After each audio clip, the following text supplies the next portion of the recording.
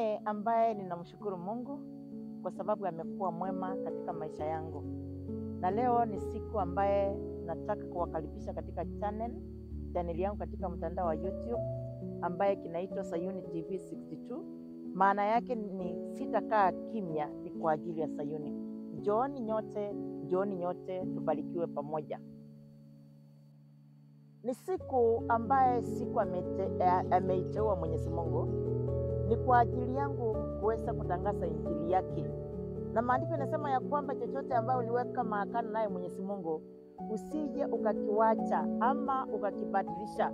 Katika Zaburi 15 mstari wa 4, maandiko yanasema ya kwamba ile maagano umeweka naye Mwenyezi Mungu usiibadilishe hata ikikutia hasara. Na ndiposa nasema ya kwamba niliamua kukaa ndani ya Mungu nikiwa kutoka utotoni, na siku ya leo nimekuja kunena na watu ndiposa wapate kujua ya kwamba Mungu ni Mungu na hakuna awezaye kama yeye Mwenyezi Mungu. Hata dunia ama nchi ikiwa na shida, kule mbinguni hakuna shida. Na ndiposa siku ya leo nataka tuongee kwa sababu yao watu waine ambaye hawajijui maisha yao. Hao watu waine wajui njia zao. Hao watu waine wajui ni wapi ambaye wamesimama. Na ndiposa wanaona kila wakati nchi yetu inakuwa na shida. Mtu wa kwanza anaitwa kuhani. Kuhani aliitwa na Mungu kwa njia zake za kipekee. Mtu mwingine wa pili anaitwa nabii. Nabii naye aliitwa na Mungu kwa njia zake za kipekee. Kuna mchungaji ambaye naye aliitwa kwa njia zake za kipekee, na kuna mtu ambaye anaitwa mwalimu. Mwalimu aliitwa ni kwa ajili ya kufundisha, na wakati anafundisha anaona mahitaji ya ule mtu, anaweza kumpeleka kwa mchungaji ili akaweze kumchunga. Mchungaji na wewe wakati anaweza kutuchunga sisi, anaona kuna mahali inafaa kwamba tupate ripoti kutoka kwake Mwenyezi Mungu. Maandiko yanasema ya kwamba ule nabii anaweza kupelekwa ninaweza kupelekwa na mchungaji kwa nabii, ndiposa akaweze kunena kupitia Mwenyezi Mungu. Na ule nabii ambaye naye hawezi kuniondolea yale matatizo ambayo yako mbele yangu, ambaye ananiwachilia kule kwa kuhani. Lakini siku ya leo imefika wakati watu wamechukua hizo kazi zote wanasiweka pamoja. Wakisiweka pamoja nje kaharibika. Kuna kazi ya kuhani, kuna kazi ya nabii, kuna kazi ya mchungaji na kuna kazi ya mwalimu. Tunayapata wapi hao maneno? Tunayapata katika kitabu cha Isaya 8 kuanzia mstari wa 11. Maandiko yanasema ya kwamba ni onyo kwa manabii ambaye Mwenyezi Mungu aliweza kuwaonya, akaweza kuwaambia. Mwenyezi Mungu alinionya vikali nisifuate njia za watu hawa, akaniambia usijumuike nao katika njama zao, wala usiokope yale ambaye wanaweza kuyaokopa. Kwa nini? Kwa sababu nakuta wakati mwingine tunaingiwa na uoga wakati tunaenda kwa manabii. Tunaingiwa na uoga wakati ambaye mchungaji ametumtuma kwa nabii ili aweze kusikiza sauti yake Mwenyezi Mungu. Ndiposa nikienda kwa ule kuhani haweze kunihudumia. Saa hii manabii hata waturuhusu tuweze kufikia makuhani. Na ndiposa unaona mambo yanaenda vibaya, mambo yanaenda vile yanaenda. Mungu wa mbinguni, wewe ukiwa mbinguni ulinena na mtumishi wako ambaye alikuwa ni nabii ambaye anaitwa Isaya.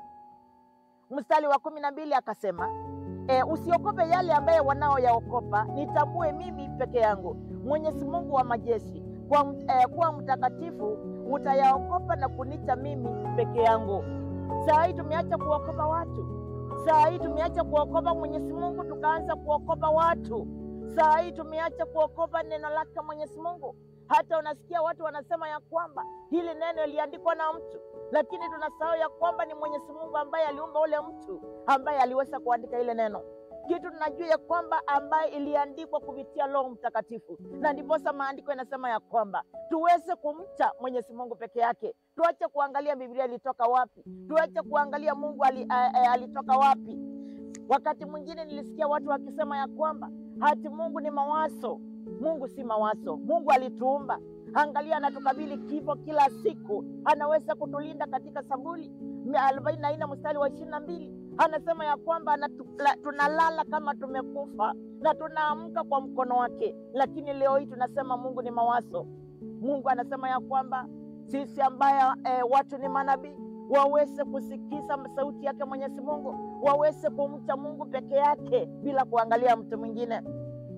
Halafu mstari wa 3 wa 14 akasema, mimi nitakuwa kimbilio na nitakuwa kama jiwe la kujikwaa, mwamba wa kusiangusha falme za Israeli na Juda, nitakuwa mtego wa kuwateka na kuwanasa wakaasi wa Yerusalemu. Na ndivyo unaona wakati huu tunachanganyikiwa, hata hatujui ni wapi ambayo tunaenda kubarikiwa.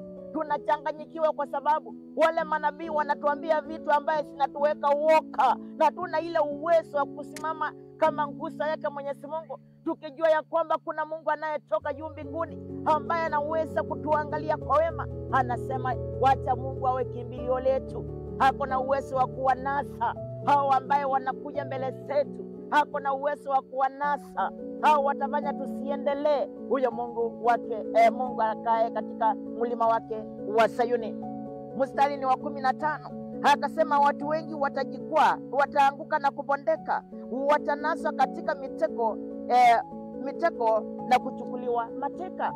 Na ndiposa wakati unakuta katika nchi yetu kuna waombezi, katika nchi yetu kuna wachungaji, katika nchi yetu kuna manabii, katika nchi yetu kuna makuhani, lakini wakati mambo machafu yanafanyika hawana uwezo wa kunena. Ni kwa sababu gani? Wao wenyewe na wale wanatenda hawana tofauti. Wale ambaye wanatenda yale mambo ambaye yanamchukisha Mwenyezi Mungu, hata hao ambaye Mungu amewateua wako ndani yao.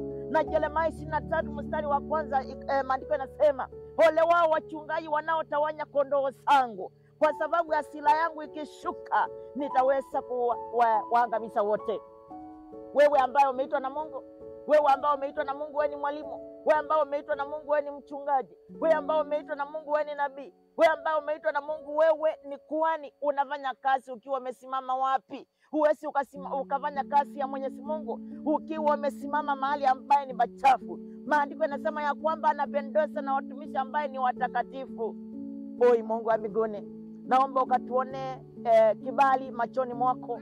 Angalia wasee wa zamani walikuwa wanaenda kwa milima wanajitakaza ili waweze kuenenda mbele zake Mwenyezi Mungu, na maandiko yanasema ya kwamba walikuwa wanabarikiwa, shetani anangamfua. Lakini tunajua ya kwamba wakati wasee walikuwa wanapanda kwa milima, wakishuka walikuwa wanashuka na mvua. Sisi kama Wakristo, wakati tunapoenda mbele zake Mwenyezi Mungu, huwa tunarudi na nini? Angalia, shetani ameingia mpaka katika nyumba zetu. Unakuta nyumba zetu hakuna maelewano. Halafu hapo ndio manabii wale ambaye Mungu hakuwachakua wanaanza kunena mambo ambaye hayastahili. Unaanza kusikia mtu anaambia mwenzake huyo si mke wako, anaanza kuambia mwenzako huyo si mume wako, ambaye hao ni mambo ambaye ni mapotofu mbele yake Mwenyezi Mungu. Maandiko yanasema ya kwamba ndoa itatoka kwa Mungu, na yeye mwenyewe ndio alianzisha na akaweza kukubariki. Hakuna vile ambao utakuwa na ndoa na watoto halafu inakuwa hiyo ndoa si yako, kwa sababu ulikaa katika kile kikao cha wale manabii ambaye walipotea wakaanza kuja kuharibu mama yako.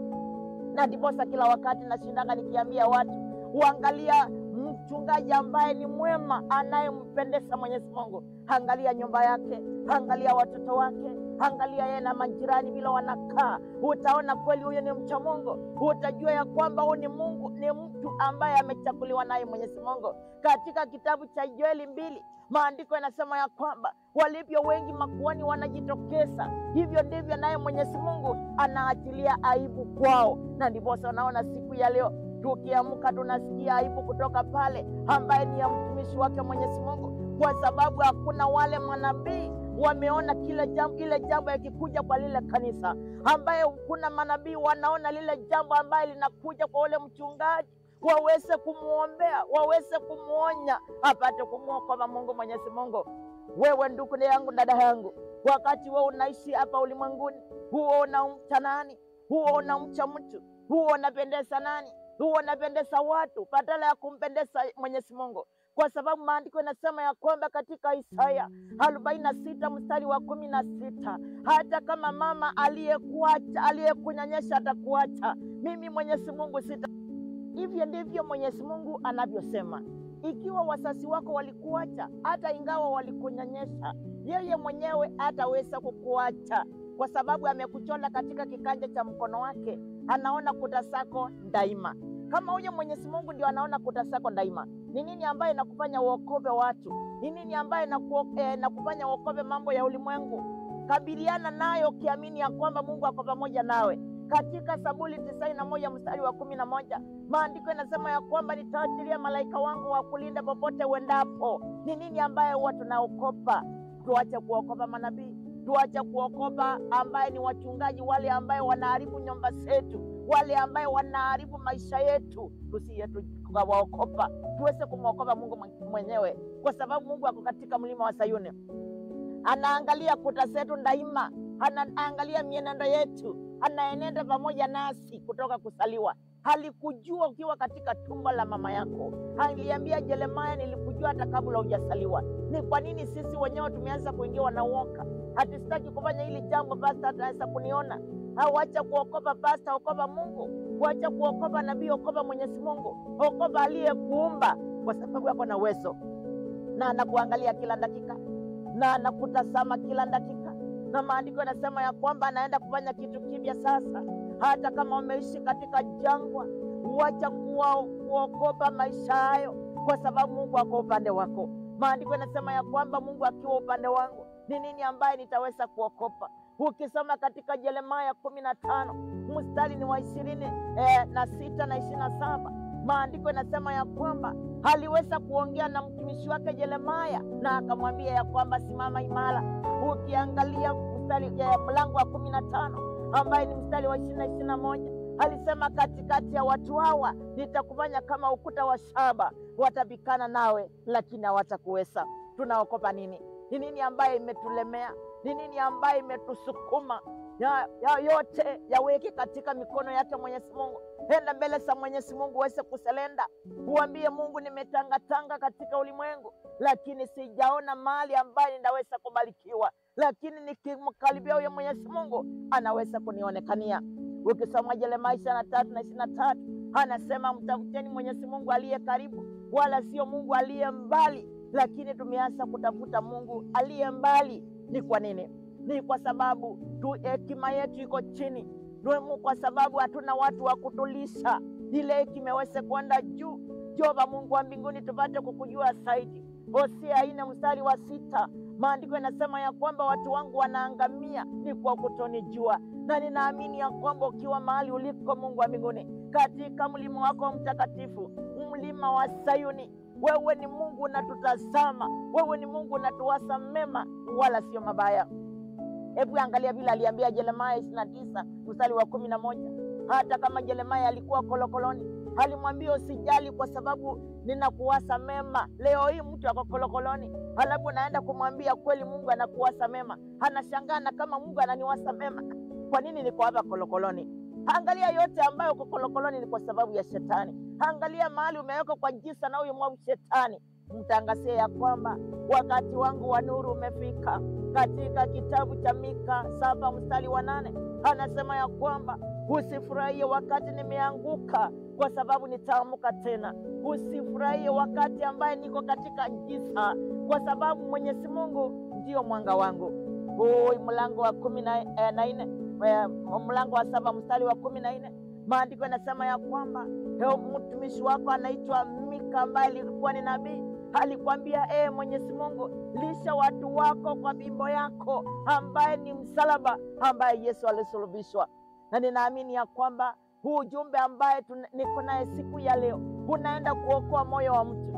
Wakati mtu atajua ya kwamba ni wewe na yeye, hakuna mtu mwingine. Mahali pale hauna mzazi, mahali pale hauna ndugu wala dada, mahali pale hauna mtoto, mahali pale ni mimi na Mungu. Na inaamini ya kwamba Mungu anayekaa Sayuni hataweza kutuangalia kwa wema, hataweza kutelemsha wingu la baraka, hataweza kutunenea mema kila dakika, hataweza kunena mambo ya ajabu ndani ya maisha yetu. Na ndiposa wakati mwingine mnaona mtu anainuliwa, mnaanza kuuliza huyo mtu ameinuliwa namna gani, ama ameenda njia za giza? Hapana, ni wakati wake Mungu umefika wa kumuinua kulingana na moyo wake. Wewe moyo wako uko wapi ndugu yangu? Wewe moyo wako uko wapi dada yangu? Mungu na kuomba ukaweze kutenda jambo, na kuomba ukaweze kufungua mioyo yetu iweze kukutazamia wewe, vile ambao ulionena na nabii Isaya, ukamwambia namuonya vikali ni kwa sababu ya hawa manabii, ukamwambia awe peke yake, na hakika nabii akawa peke yako. Na ndiposa siku ya leo tunaamini ya kwamba yeye ndio alitangaza ya kwamba Yesu anaenda kusaliwa, tuweze kutengeneza mavito.